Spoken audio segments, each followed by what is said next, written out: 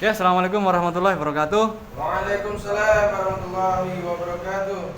Innal hamdalillah nahmaduhu wa nasta'inuhu wa nastaghfiruh wa na'udzu billahi min shururi anfusina wa min sayyiati a'malina may yahdihillahu fala mudhillalah wa may yudlil fala hadiyalah. Asyhadu an la ilaha illallah wahdahu la syarikalah wa asyhadu anna Muhammadan abduhu wa rasuluh la nabiyya ba'da. Allahumma shalli ala Muhammad wa ala ali Muhammad.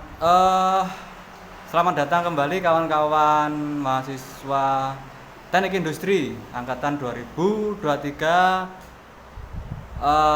Institut Teknologi dan Bisnis Muhammadiyah Banyuwangi. Jumpa lagi dengan saya. Selamat datang lagi di perkuliahan kami biologi ya, biologi. Hari ini kita akan membahas tentang ini dari apa ya? Kalau kemarin kan sudah berkaitan dengan organel-organel sel ya, terus kemudian sempat disinggung juga organel-organel tertentu seperti organel yang untuk mensintesis protein kemarin apa? Ayo sambil ingat-ingat. Untuk mensintesis protein apa? Ribosom. Pinter. Siapa namanya? Saya lupa. Lutfi. Nuridaya. Pinter. Mensintesis protein ribosom ya. Jadi ada dua jenis ribosom kemarin. Masih ingat nggak kawan-kawan? Dua jenis ribosom kemarin. Satunya yang apa? Ribosom. Ayo diingat lagi. Halo? Yang ribosom ada dua ini ya. Strukturnya itu ada dua. Yang bagaimana dan yang bagaimana kan kawan? Masih ingat nggak? Lupa ya. Ya, jadi ribosom ada yang bebas gitu ya, floating atau melayang-layang di mana? Di sitoplasma gitu kan kawan ya, floating gitu, bebas dia, terus dia mengikuti gerak Brown ya. Ada nanti coba di kimia, di fisika nanti ada gerak Brown itu apa, nanti coba dicek. Terus kemudian ada lagi yang menempel pada satunya ribosom yang melayang-layang floating di sitoplasma, satu lagi yang menempel pada organel apa ribosom.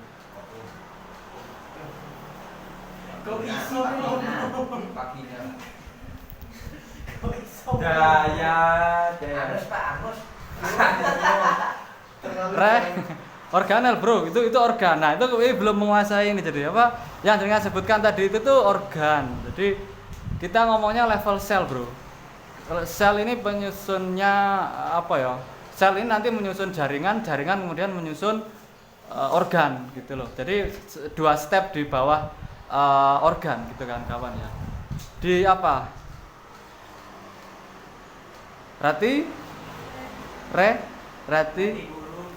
Endoplasma. Retikulum endoplasma. Retikulum endoplasma itu ada dua ya. Retikulum endoplasma apa dan apa? Yang apa itu bagaimana, yang satunya lagi yang bagaimana coba? Retikulum endoplasma. Lupa? Nah, nggak apa-apa sambil ingat-ingat ya. Retikulum kasar dan retikulum endoplasma halus. Retikulum endoplasma kasar itu yang ditempeli oleh ribosom tadi itu. Kemudian retikulum endoplasma halus itu yang tidak ditempeli oleh ribosom. Ingat kan kawan ya. Jadi berarti sintesis protein itu bisa terjadi di sitoplasma, di apa? Di kalau di itu di bagian sini, di ruang-ruang sini ya kan kawan ya. Di ruang-ruang ini, kan ini sitoplasma kan kawan ya. Ini sitoplasma itu terus kemudian bisa juga terjadi dalam retikulum endoplasma gitu loh. Karena ribosom khususnya untuk mensintesis protein. Jadi protein itu bisa disintesis di retikulum endoplasma dan juga bisa disintesis di sitoplasma juga. Sesuai kebutuhan saja. Banyak jenis proteinnya gitu kan kawan-kawan ya.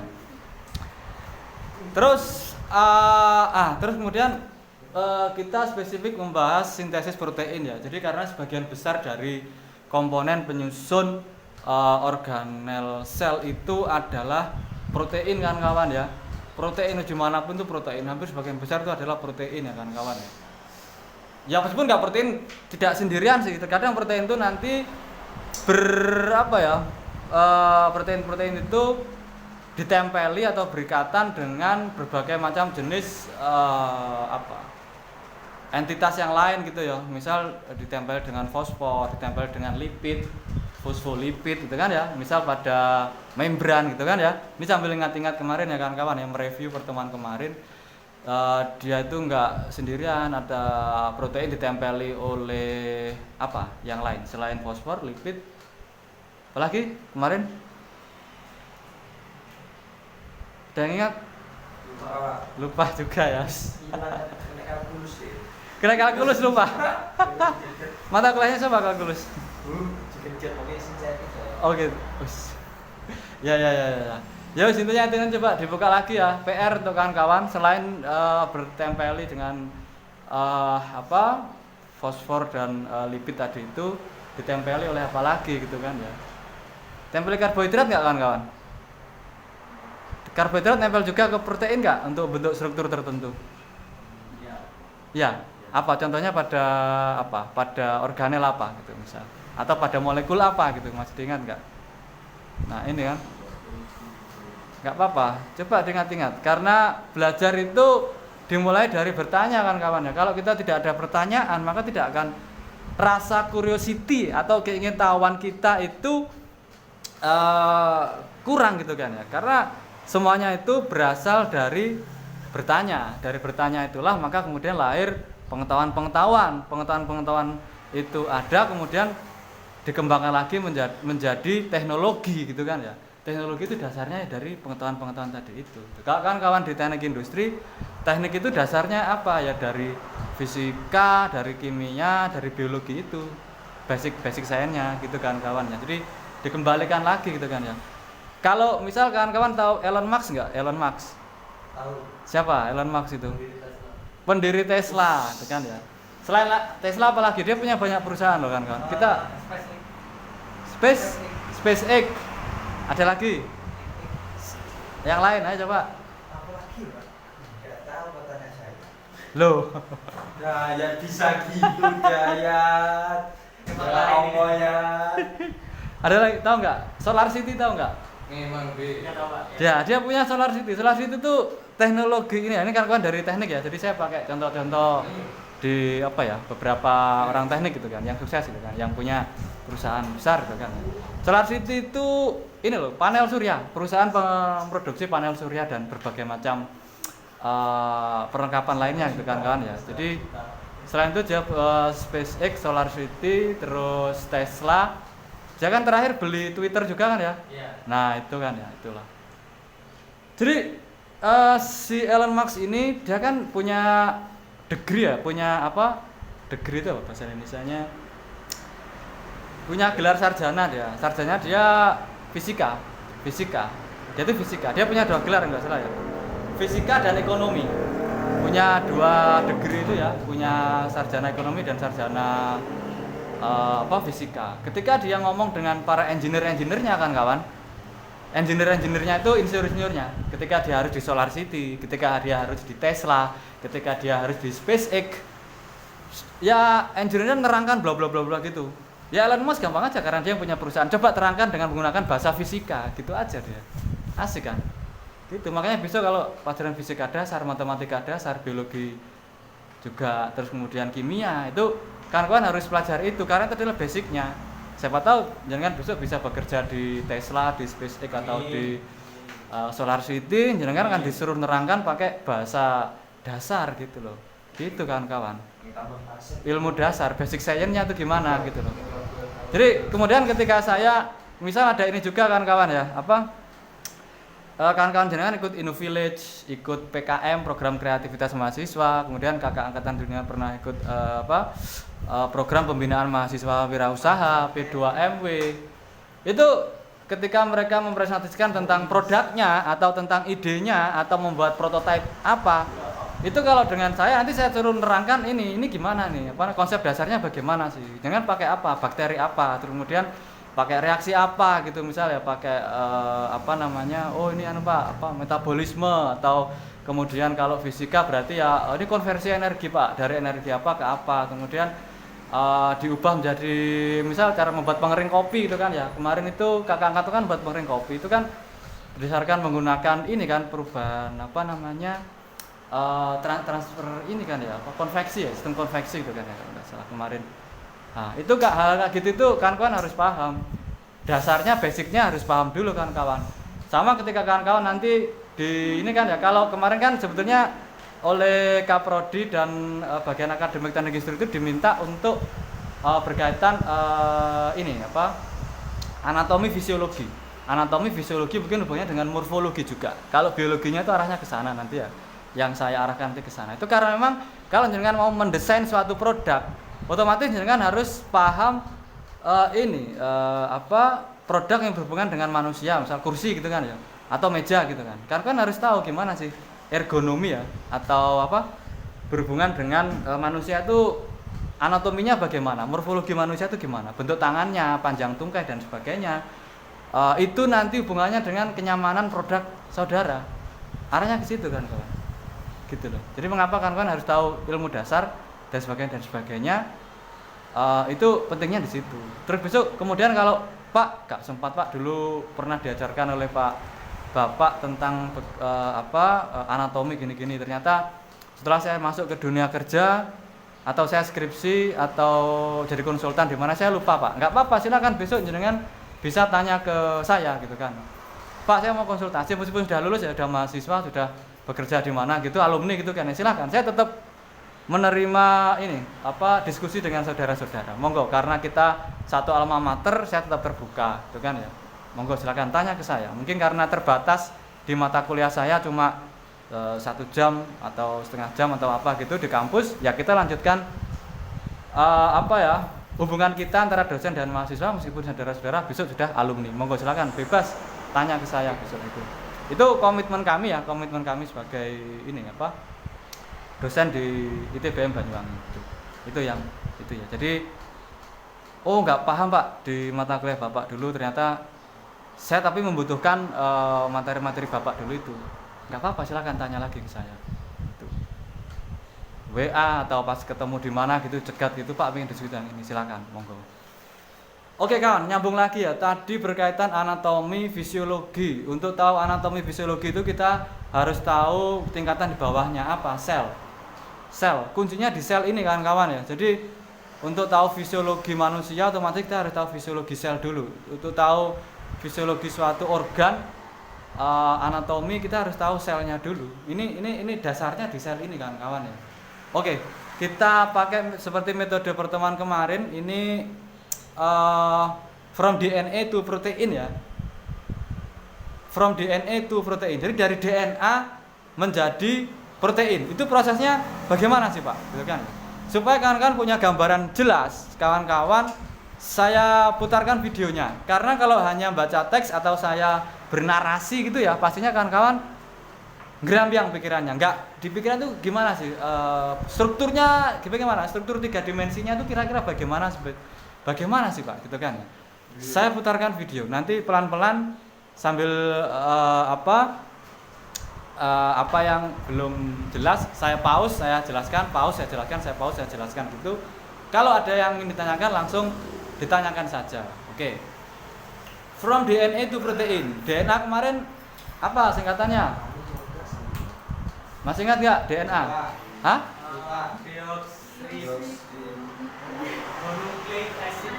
Deoksi ribo nukleik acid. Oke, ingat. Lokasinya di mana? Kalau di organel itu dia tempatnya di mana, kawan? Pada organel eukariot ya, eukariota lah. Eukariot di mana? Di eukariota. Di mana letaknya, kawan? DNA di mana letaknya? Di organel apa, kawan? DNA itu di mana letaknya? Kromosom. Ya, di kromosom. Oke, DNA itu membentuk kromosom. Kemudian kromosom itu Terbungkus membran. Nah, di mana? Apa namanya? Namanya apa? Nukleus. Inti sel. Nukleik atau apa? Inti ya, di inti. Jadi lokasinya DNA pada eukariota itu terletak di mana? Yang keras dong, jangan yang keras nukleus atau inti sel itu kan kawan ya. Harus yang keras suaranya.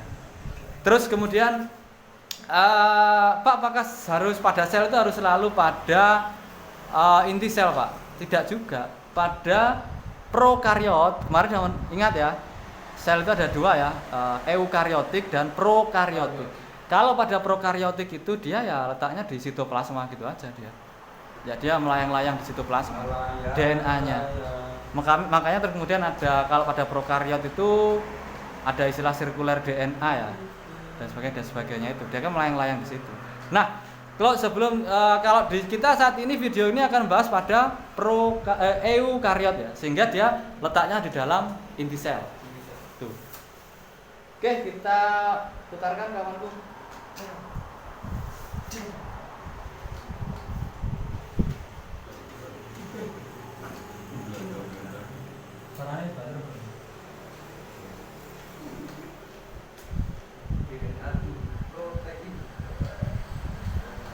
DNA to protein. Jadi dari DNA ke protein. Jadi protein itu asalnya dari mana kawan-kawan? Dari DNA. Nanti kawan-kawan akan tahu sentral dogmanya ya, ada dogmanya nanti ya. Oke, kita simak pelan-pelan.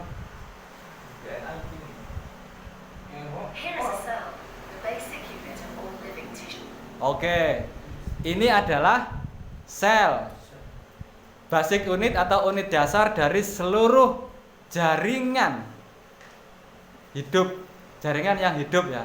Tisu itu jaringan ya, basic unit itu unit dasar, all itu keseluruhan ya, living itu yang hidup gitu kan ya. Tuh, ingat-ingat ya.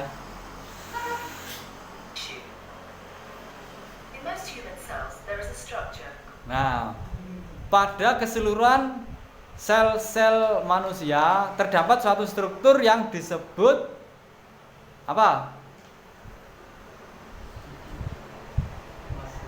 Nukleus atau inti sel.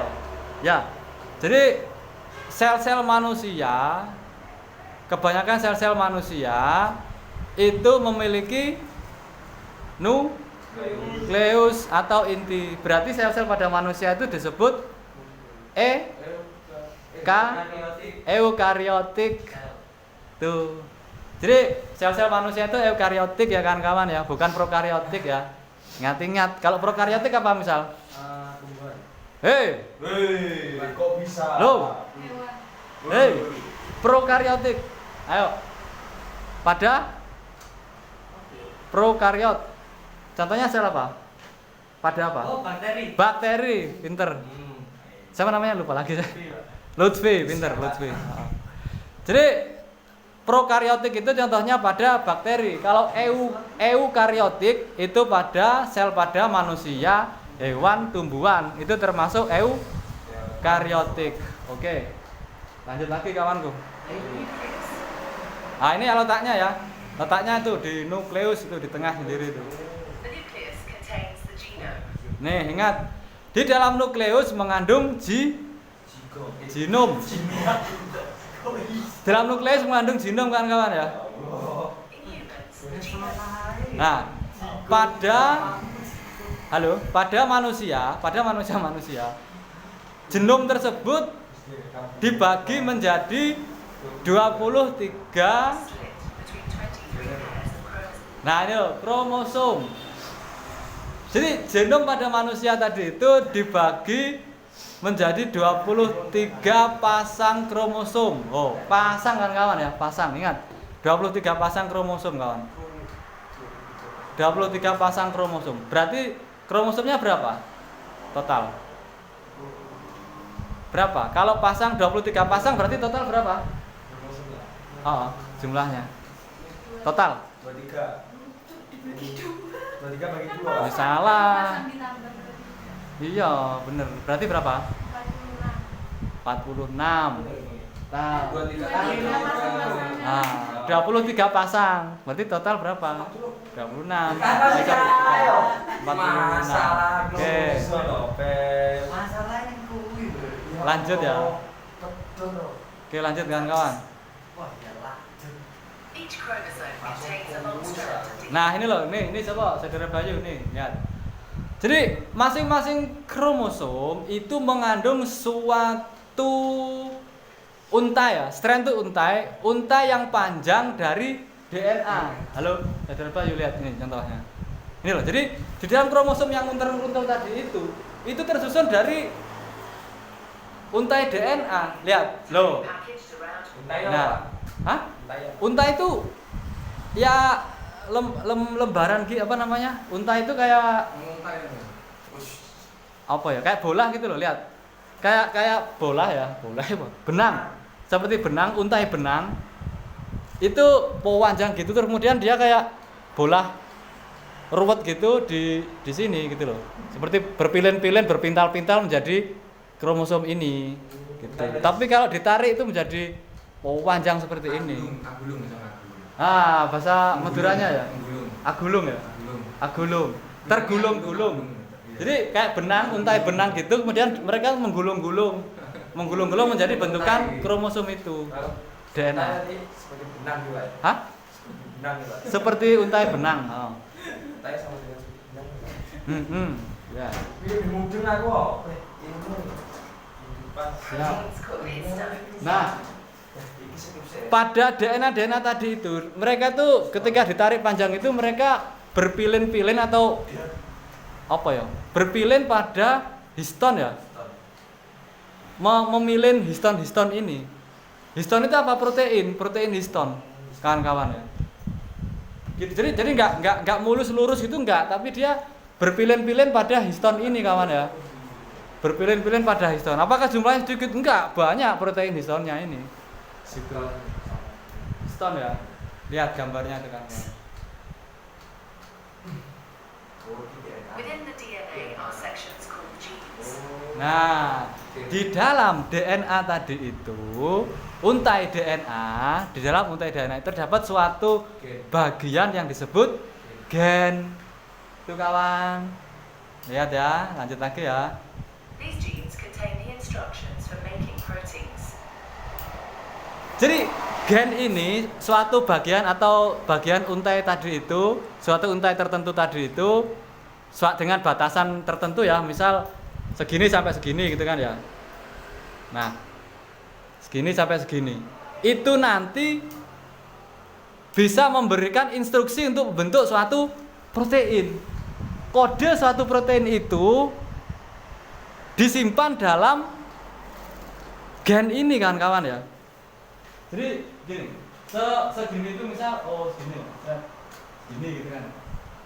Cuma segini aja. Ternyata segini itu bisa untuk mengkode suatu protein tertentu gitu. Misal kodenya histon, ini kan protein loh. Tapi protein kan dibentuk dari dibentuk dari instruksinya dari DNA juga kan. Gitu kan kawan. Terus kita ngomong begini gitu kan. Oke. Kita lanjutkan kawan-kawan ya. Panas. Bukan panas deh. Ngerokok muncul halus. Nah. Oke, paham ya kawan-kawan ya arahnya ya. Kita lanjutkan lagi ya. When a gene is switched on, an enzyme called Jadi ketika suatu gen itu switch on ya, aktif ya. Ketika suatu gen itu dihidupkan, jadi gen itu bisa kayak diaktifkan, bisa dinonaktifkan kawan-kawan ya. Di switch on sama di switch off ya. Itu apa? Itu lanjut lagi, kita ada mekanismenya. Yang penting kita anggap aja suatu gen, suatu untai DNA tertentu yang mengkode suatu gen, kemudian terswitch on, terhidupkan gitu, teraktifkan,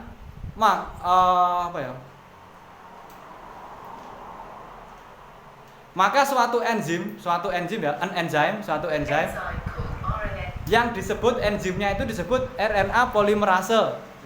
Nih yang kuning-kuning ini ya, ini RNA polimerase namanya kawan ya. RNA polimerase ini kemudian menempel atau attach to the gen ya. A polymerase attaches to the start of the gene. Nah, pada permulaan gen. Nih ingat nih. Nah, pada awal gen ya kawan-kawan ya. Nempel di sini kawan, pada bagian kode awal ya. kode awal suatu gen. Lihat kawan. It moves along the DNA, making a strand of messenger. Kemudian protein ini kawan, protein yang disebut DNA polimerase ini, dia bergerak ya, bergerak move along the DNA, bergerak di sepanjang DNA untuk membentuk making Pokoknya terlalu panas. gitu. Ada Coba balerin next dulu. Ya iki sing garai panas. Panas juga. Gitu. Berarti memang harus nyala ini, Bro. Kalau ini nggak nyala bisa panas. Se. Lebahnya nggak boleh ditutupi berarti ya. Oke ya. Panas ah. Gak kuat gimana. Oke, jangan nggak apa. Yang penting guys. Oke. Jadi DNA polimerase tadi itu bergerak di sepanjang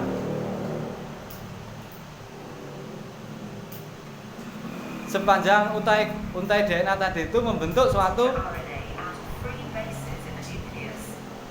ABCD. nah ini. Oh, Nih ingat ya.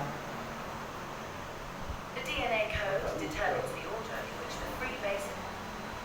Jadi DNA polimerase tadi itu dia bergerak di sepanjang untai DNA, kemudian dia juga mengambil ini free ATGC bebas ini. Basa-basa nukleotida yang berada di dalam sitoplasma tadi itu nempel kawan. Dengan adanya enzim proteinase ini DNA polimerase ini, mereka nempel pada untai satunya. Kan dibuka dulu pertama ya pilinannya ya. iya. Kan pertama dia berpilin kan, kemudian membuka, pilinannya terbuka kan. Terus kemudian bukaan pilihan tadi itu ditempeli oleh ATGC yang bebas berkeliaran di sitoplasma tadi itu kawan. Itu atau di dalam kalau itu ya. Are added to the messenger RNA. This process is called transcription. Proses ini disebut transkripsi kan kawan ya. Before the messenger RNA can be used as a template for the production of proteins, it needs to be processed. Ya. Jadi terus kemudian tadi itu yang ATGC bebas tadi itu yang menempel pada ini ya messenger RNA ya atau messenger RNA tadi itu dia kemudian lepas terus kemudian This involves removing and adding sections of RNA. The messenger RNA then moves out of the nucleus into the cytoplasm. nah ini kawan Iya. akhirnya RNA tadi itu keluar dari sitoplasma.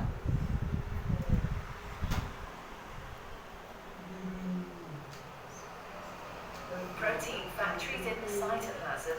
Oke, kita ulangi lagi ya untuk moro-moro nge-freeze-nya aja.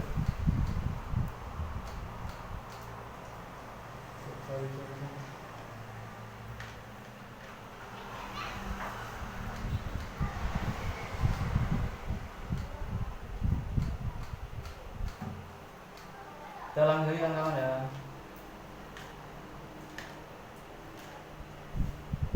Nah, pertama kan untai seperti ini ya. Terus When a kemudian gene is switched on, an enzyme called RNA polymerase attaches to the start of the gene. It moves. nah, kemudian ketika ditempeli oleh RNA polimerase ini, maka pilinannya itu membuka kawan-kawan ya. Oke, pilinan membuka. Terus basa-basa tadi itu basa-basa nukleotida tadi yang bebas berkeliaran di dalam inti sel tadi itu, dalam sitoplasma tadi itu, maka mereka itu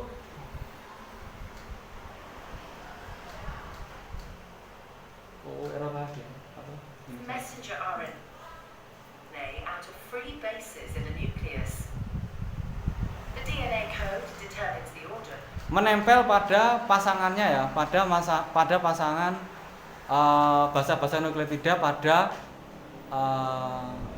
DNA tadi yang dibuka tadi itu ya kan kawan ya. Nah, ini nempel-nempel gini. Viruses are added to Set, the set, set, messenger set. RNA. Nah, This process is called disebut transkripsi ya kan kawan ya. transcription. Akhirnya hasil dari transkripsi tadi itu bentuk messenger RNA. Oke. Before the messenger RNA can be used as a template for the production of proteins, it needs to be processed.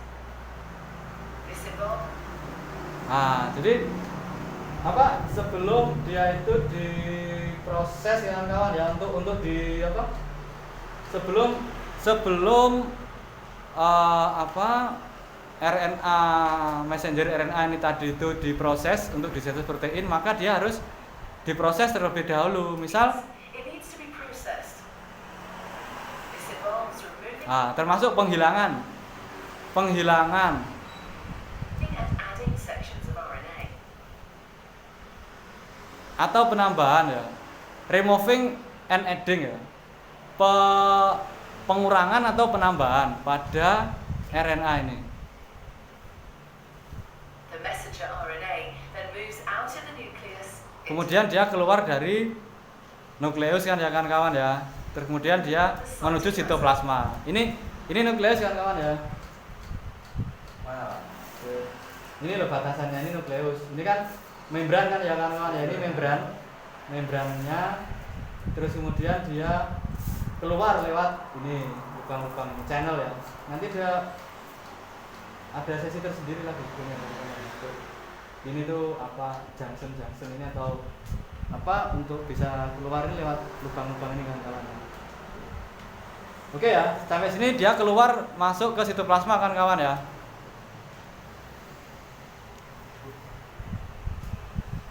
Protein factories in the cytoplasm called ribosomes. Nah ini kan ya. Jadi RNA tadi itu pertama kan dari DNA, kemudian dari DNA menjadi RNA, messenger RNA ya. Terus kemudian dia di splicing atau dikurangi atau ditambahi tadi itu ya. Setelah itu dia keluar ke sitoplasma. Di sitoplasma inilah kemudian dia ketemu dengan ribosom. Yang mana ribosom ini tadi, ribosom termasuk ini kan ya, apa? Organel kan ya. Nah, organel. Sedangkan ribosom itu satunya bebas di sitoplasma, satunya menempel pada apa tadi?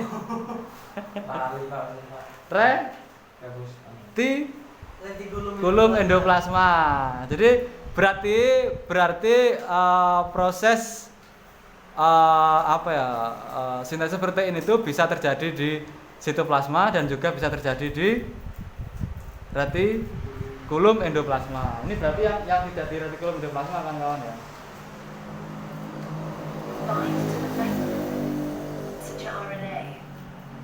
Nah, jadi messenger RNA tadi itu yang dari dalam inti sel tadi itu dia keluar ke sitoplasma, kemudian dia menempel di ribosom ini. Apakah terus kemudian kayak apa langsung plek ada kayak ini enggak? Ini dari gerak acak tadi itu kan kawan ya. Dari gerak acak itu, dari keacakan tadi itu tiba-tiba menempel itu kan ya, menempel. Saking banyaknya ribosom tadi itu juga mungkin saking banyaknya RNA tadi itu tiba-tiba mereka menempel gitu kan kawan. Oke. Ini sebelum ditanyai loh, apakah mesti harus nempel ya? Ya itu by chance, semakin banyak ribosom, semakin banyak RNA ya, semakin kemungkinan untuk menempel itu semakin banyak.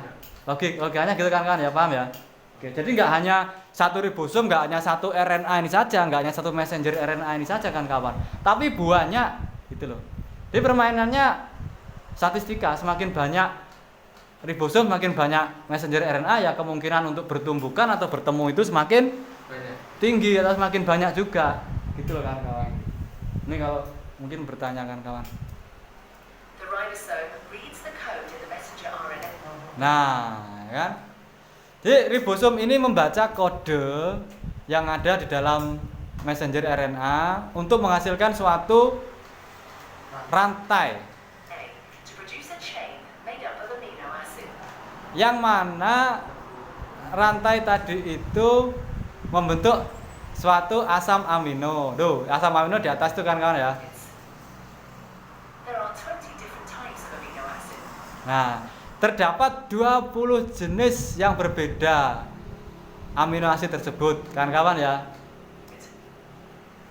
Transfer RNA molecules carry the Nah, ada RNA lagi yang disebut ini apa transfer RNA ya, transfer tRNA, transfer RNA. Yang mana dia ini membawa asam amino gitu loh. Kayak menggendong gitu kan kawan ya.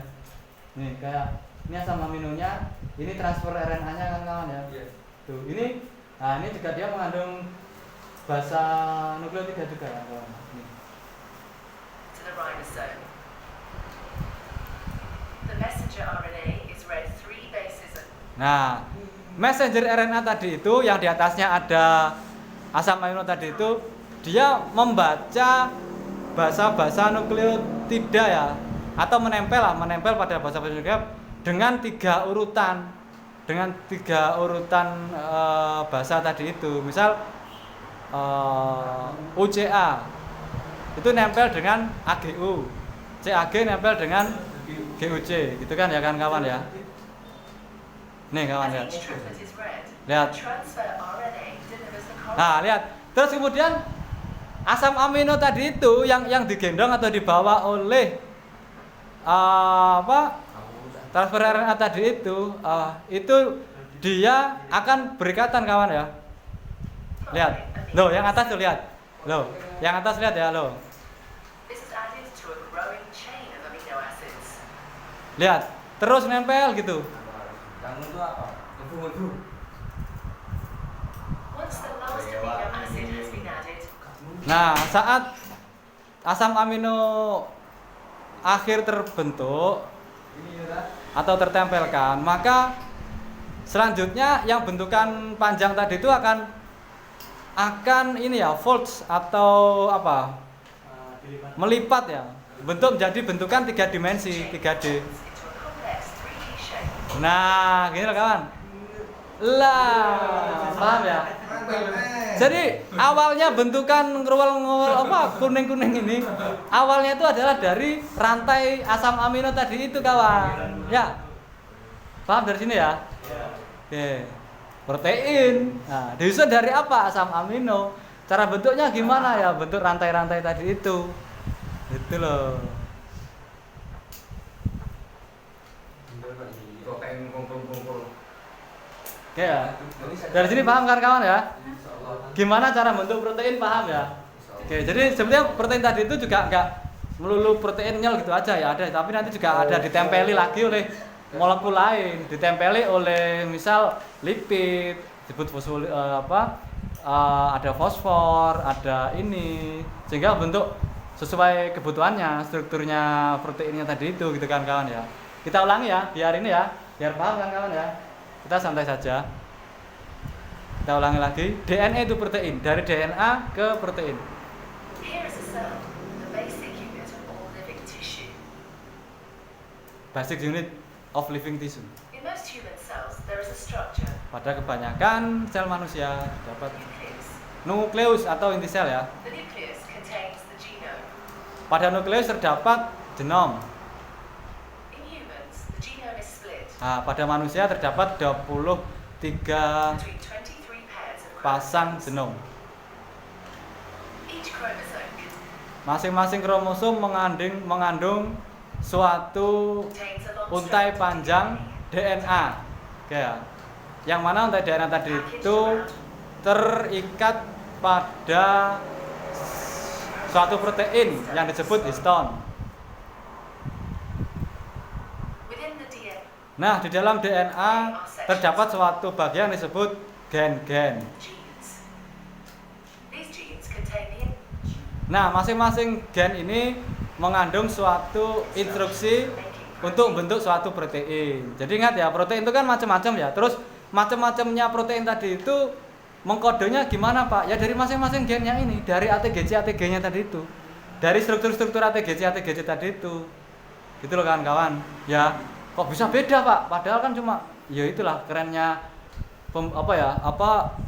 Gusti Allah itu ya, Allah Subhanahu wa taala itu meng-create atau menciptakan manusia atau makhluk hidup itu ya padahal hanya dengan menggunakan DNA itu ATGC tadi itu, kemudian dari DNA bentuk 20 asam amino tadi ya.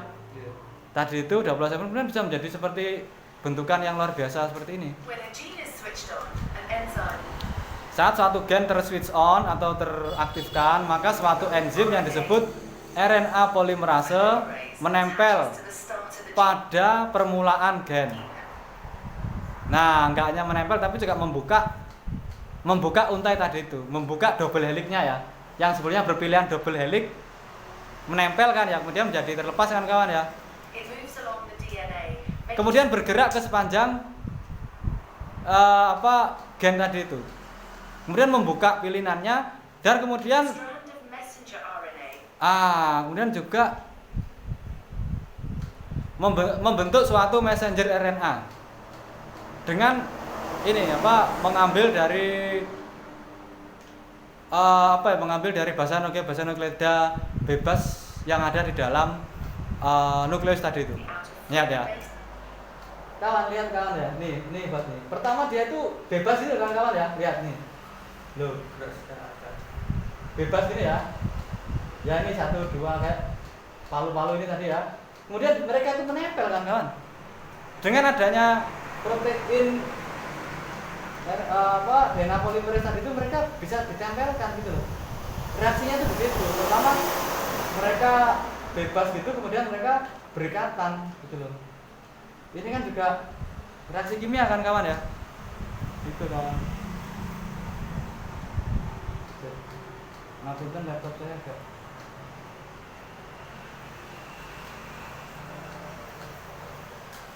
Sits in the nucleus. Nah, ini ya.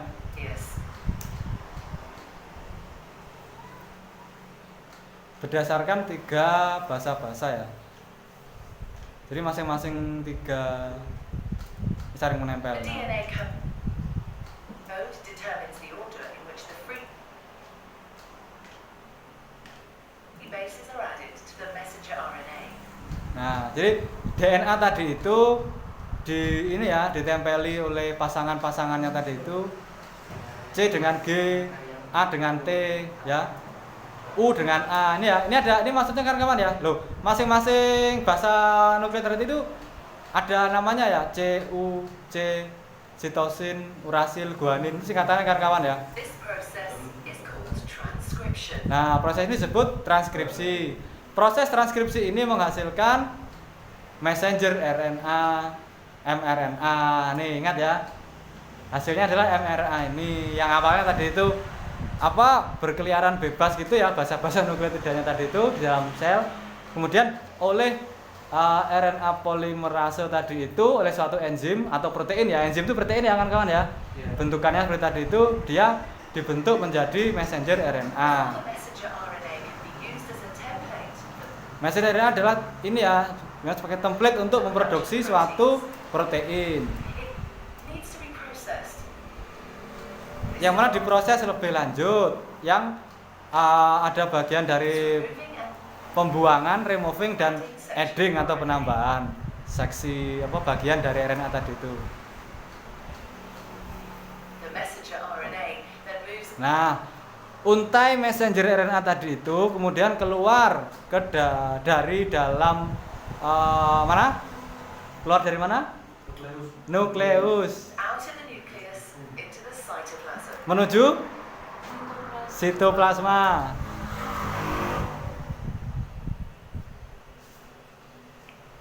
Protein factories in the site. Nah, ini pabrik protein yang ada di dalam sitoplasma itu Called ribosome. disebut ribosom, yang dia merupakan sel organel ya. Kemudian ketika ribosom ini bertemu atau menempel atau ditempeli, bertumbukan atau menempel dengan messenger RNA tadi itu ya.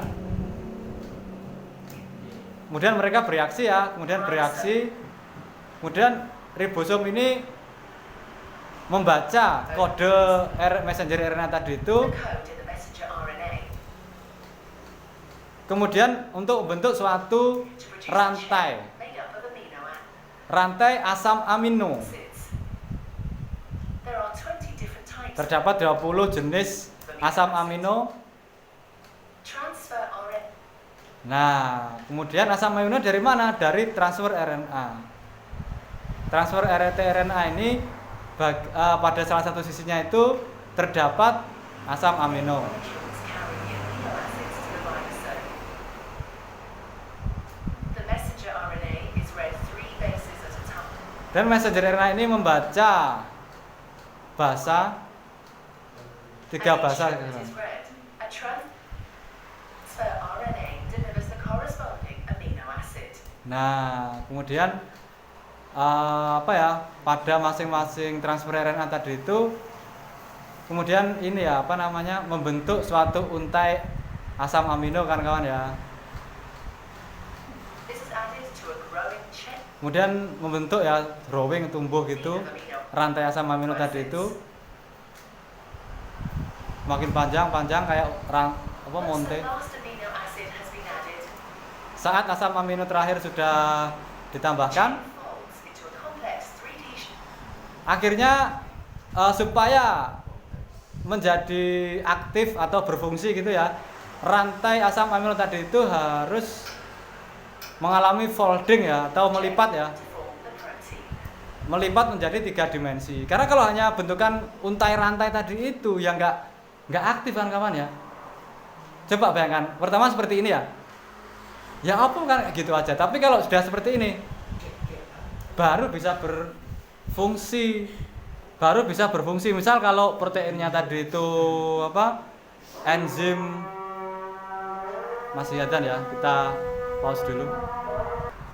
Nah, kawan-kawan, satu protein untuk bisa aktif tadi itu yang pertamanya dari bentukan rantai asam amino tadi itu harus mengalami folding atau mengalami pelipatan dulu menjadi suatu bentukan struktur 3 dimensi. Struktur 3 dimensi itu misalnya konsepnya seperti apa sih Pak? Seperti kalau satu protein kan harus bisa bereaksi dengan protein lain kan. Masih ingat konsep misal log NK ya? Log NK pada enzim ingat ya? Halo? Masih ingat konsep enzim? Lupa ya? Enzim itu kan salah satunya kan log NK seperti kunci dan gembok kan. Untuk membuka suatu gembok itu kan dia harus cocok dulu kan ya. Nah, antara kunci dan gembok itu kan dia itu kan strukturnya 3 dimensi kan. Sama seperti itu kan kawan. Ini bayangkan untuk bentuk suatu gembok itu, gemboknya itu bentukannya dari rantai tadi itu kan kawan. Rantai untai tadi itu kemudian mengalami pelipatan, mengalami folding, kemudian menjadi bentukan 3 dimensi seperti ini, itu kan kawan. Terus kuncinya bagaimana Pak? Kunci tadi itu juga terbentuk dari awalnya dari lipatan-lipatan dari rantai untai tadi itu kemudian bentuk struktur 3 dimensi bentukan seperti kunci itu, bayangannya gitu loh. Kemudian supaya kunci dan gembok tadi itu bisa saling membuka harus bentuk 3 dimensi seperti ini. Kalau masih bentukannya rantai tadi itu ya kan nggak bisa mengalami reaksi tadi itu kan kawan ya. Ingat ya. Itu bayangannya seperti itu kan kawan ya. Untuk membentuk gembok dan kunci tadi itu harus mengalami pelipatan dulu. Awalnya lipatannya dari mana ya? Bentukan strand atau untai asam amino tadi itu. Terus asam amino tadi itu dari mana ya? Dari untai RNA. Untai RNA dari mana? Dari DNA. Prosesnya kayak gitu kan kawan. Jadi dari DNA kemudian menjadi RNA, kemudian menjadi protein. Nah, ingat kan kawan ya, ini istilahnya sentral dogmanya seperti itu ya. Bahasanya itu sentral dogma, kalau di biologi sentral dogma biologi molekuler ya. Kan itu dari situ, dari DNA kemudian menjadi RNA, kemudian menjadi protein. Itu yang harus diingat-ingat kan kawan ya. Apakah bentukannya seperti ini saja Pak? Tidak, terkadang di sini nanti itu ada tempelan fosfatnya, ada tempelan yang lain gitu kan ya. Ada tempelan lipidnya, ada tempelan karbohidratnya misal ya. dibentukan protein tadi itu kan kawan. Dari sini ada yang tanya kan? Monggo silakan, ada yang tanya. Sawah tidak, Pak. Wih, salah tidak. Buaya. Berarti sudah paham? Langsung kuis aja. Wis, langsung kuis saja. Oke, siap. Khusus untuk lulusan aja, Pak. Khususnya. 3. Silakan dinarasikan coba, Saudara Nisa. Mulai dari DNA ke protein, silakan. Sel-sel manusia itu memiliki nukleus. Ede. Di dalam nukleus terdapat genom. Terus? Apa itu Cino? Genom dibagi menjadi Genom. 23 kromosom. Siap. Terus? 23 berpasang-pasangan, jadi totalnya 46. Oke, lanjut. Setiap kromosom tersusun dari untaian DNA. Oke. Untai. Terus? Terus? Di dalam untaian di dalam untaian ada yang disebut gen. Oke, ya gen, benar. Terus itu nanti jadi RNA polimerase. Ya. Jadi untai gen tadi itu dengan menggunakan atau dengan bantuan enzim yang disebut DNA polimerase tadi itu, dia akan membentuk suatu struktur untai lagi yang disebut Ya. Pesan dulu. apa? Terus masuk. RNA. Oke, terus lanjutkan. RNA itu menempel di permulaan gen. Kita tahu kan. Terus? Terus bergerak di sepanjang DNA. Terus? Prosesnya disebut transkripsi. Nah, oke, transkripsi ya. Jadi dari DNA tadi itu kemudian untuk menjadi RNA ya, itu prosesnya disebut transkripsi. Oke, lanjutkan. Setelah transkripsi berubah menjadi messenger RNA. Superman. Terus coba. Terus messenger RNA-nya keluar dari nukleus menuju ke sitoplasma. Oke, menuju sitoplasma terus. Lalu menempel ke kromosom. Ke Ribosom. ribosom. Oke, setelah menempel ke ribosom terus Terus dia menjadi rantai. menjadi rantai apa? Amino asid. Asam amino atau amino asid. Terus Terus ke yang 3 itu apa itu? Disebut apa tadi itu? lupa. Protein. Disebut apa tadi itu? Yang 3 apa? Ayo apa Tadi itu? itu. Tak tahu apa yang asik man. Nah, ini kan? Iya. Nah, ini kan ya. Ini apa? Disebut apa ini?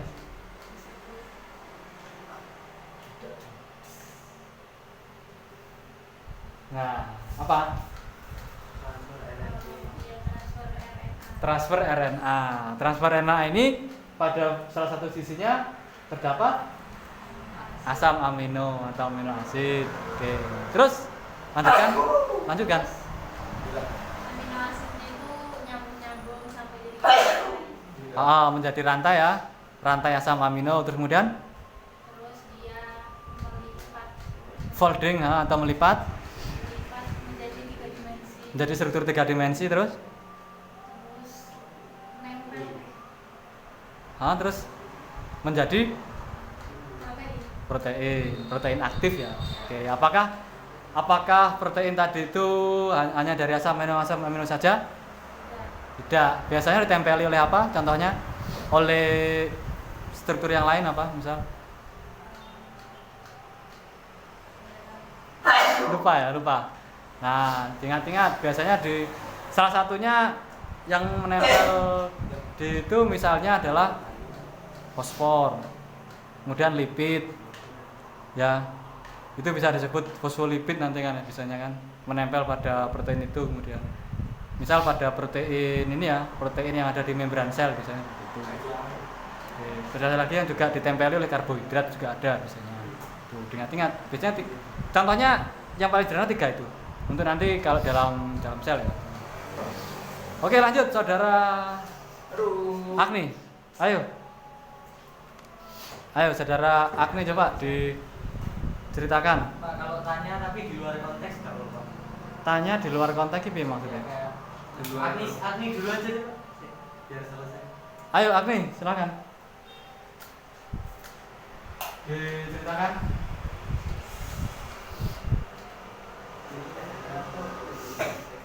Dari DNA ke protein. Gimana? Cara Agni dari DNA ke protein, coba dinarasikan, diceritakan atau ini gimana prosesnya? DNA itu protein. Ini dasar dari jaringan yang hidup, yaitu sel manusia itu memiliki nukleus. Terus? Di dalam nukleus terdapat genom. Oke. Genom dibagi menjadi genom memiliki 23 pasangan yaitu kromosom. Oke, lanjut. Setiap kromosom tersusun dari untai DNA. Terus?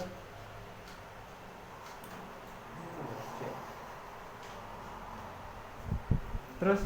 DNA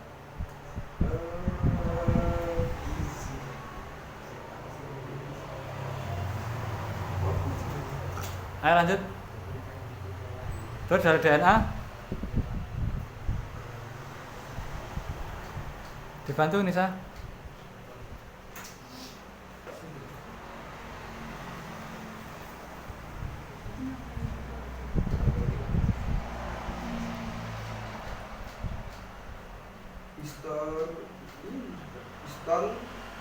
Histon itu apa? Histon itu protein. Oke, protein yang fungsinya? Yang fungsinya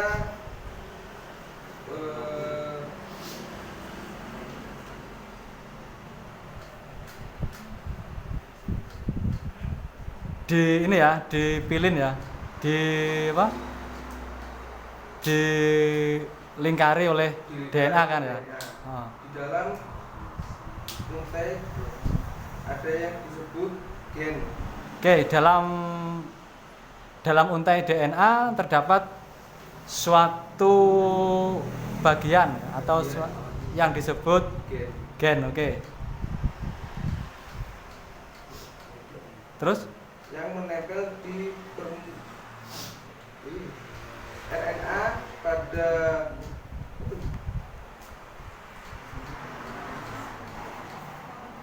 polimerase menempel di permulaan gen. Oke, enzim apa? RNA polimerase itu apa? Dibantu Nisa nggak apa-apa. Enzim. Terus lanjut. Bergerak di sepanjang DNA. Terus? Prosesnya disebut Transkripsi. Terus? Menjadi messenger RNA. Oke. Jadi proses untuk menghasilkan messenger RNA itu disebut transkripsi. Oke, lanjut. Messenger RNA keluar dari nukleus ke sitoplasma. Oke, messenger RNA keluar dari nukleus menuju sitoplasma terus menempel ke ribosom. Oke, menempel pada ribosom. Lanjut. Salah satu yang menempel pada protein fosfor. Itu kan setelah terjadi proteinnya. Oke, terus selanjutnya pas saat menempel pada ribosom tadi itu terjadi apa di situ? Ayo dibantu Nisa, dibantu coba. Setelah menempel pada ribosom itu apa yang terjadi gitu loh?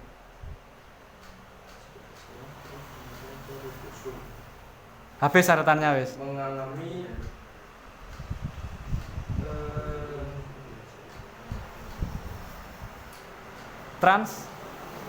translasi ya namanya ya. Translasi untuk membentuk suatu rantai apa nih? Asam amino untuk membentuk suatu rantai amino asid tadi itu ya. Terus apa? Amino asid tadi itu dibawa oleh apa? namanya?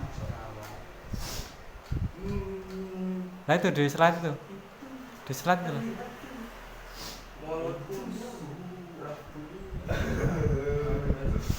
Ambil lah. Transfer RNA, ingat-ingat. Jadi amino acidnya atau asam amino tadi itu dibawa oleh transfer RNA. Terus selanjutnya? Satunya gimana?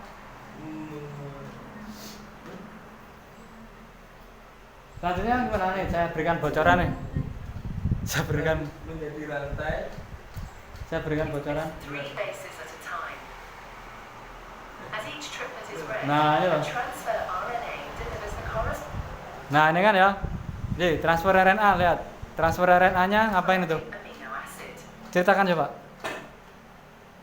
This is added to a growing chain. Nah, jadi apa? Dengan adanya ribosom, dengan adanya transfer RNA, akhirnya The amino terbentuk apa? Terbentuk rantai-rantai Terbentuk rantai apa itu?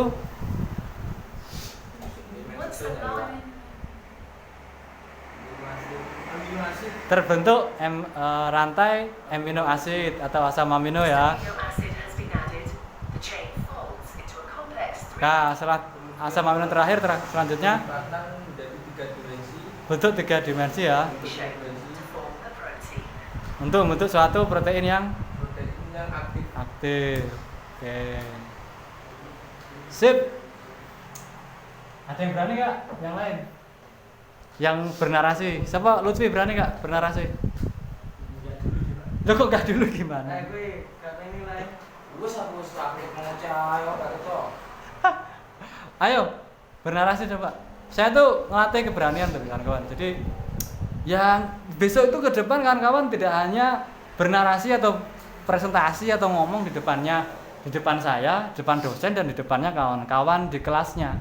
Tapi kalau kawan-kawan sudah di lingkungan kerja, sudah di masyarakat, ya kawan-kawan presentasi di depannya masyarakat yang banyak tadi itu. Latihannya dari mana? Ya dari pertemuan kita, kuliah-kuliah kita ini. Gitu loh kawan. Ya. Ini kan tadi udah disebutkan human itu apa? Manusia kan? Oke, ada manusia ini contohnya. Tuh, Lutfi gimana? Nggak berani? Enggak dulu lah. Nggak berani ya? Ya. Siapa? Yusron. Coba. Inna ma'al usri yusra, fa inna ma'al usri yusra. Ayo, Sangat mudah. ayo coba. Sampun bro Pak. Loh, sampun. Begini aku tak kok uangku nak kalah. Ya. Oke, karena waktunya sudah mendekati habis kawan-kawan ya, nanti untuk diskusi selanjutnya bisa lewat WA saya atau lewat grup atau pas ketemu saya, pas kita kemana gitu ngopi-ngopi bareng silakan diskusi dengan saya atau ketemu di jalan cegat saya nggak apa-apa. Nanti kalau pas saya pada waktu ya kita janjian waktunya gitu ya. Kurang lebihnya kami mohon maaf kalau ada benarnya itu dari Allah Subhanahu wa taala. Kalau dari salahnya itu dari saya pribadi. Semoga yang sedikit ini bisa bermanfaat kawan-kawan ya. Semoga kawan-kawan sukses untuk kedepannya ya, dapat berguna ilmu biologinya ini. Kurang lebihnya mohon maaf. Billahi fi sabilil haq fastabiqul khairat nasrum minallahi wa fathum qarib wa basyiril mu'minin. Assalamualaikum warahmatullahi wabarakatuh.